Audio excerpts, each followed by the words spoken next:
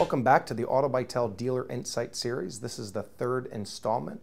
I'm Scott Peckstein, Vice President of Sales with AutoBytel.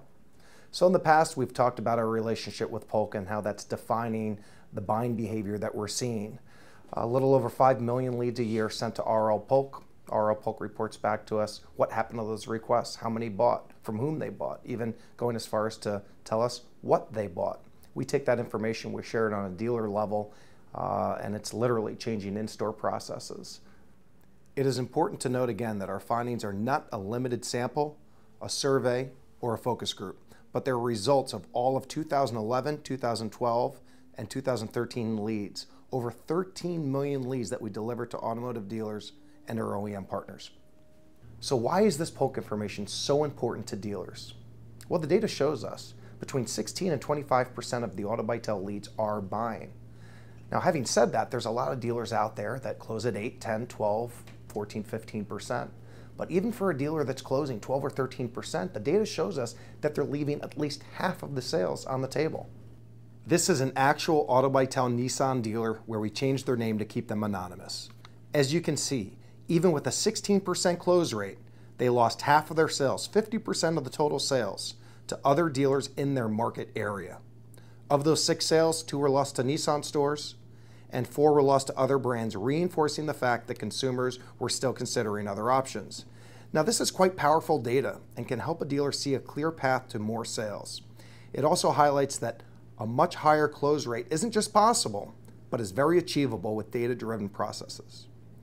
In our reports, we also include where financed, data which is helpful to identify other local funding sources. So as we've discussed in the past, there's a myth out there. The myth being when a consumer submits a request for my specific brand, my competition is the same brand across town, when the reality is that consumer is still looking.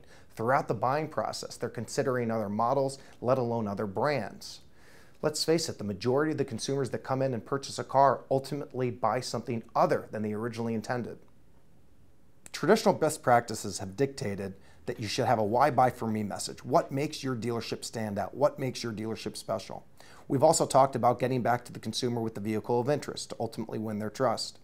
Additionally, there's been best practices as far as giving different options, maybe an extra used or an extra new vehicle.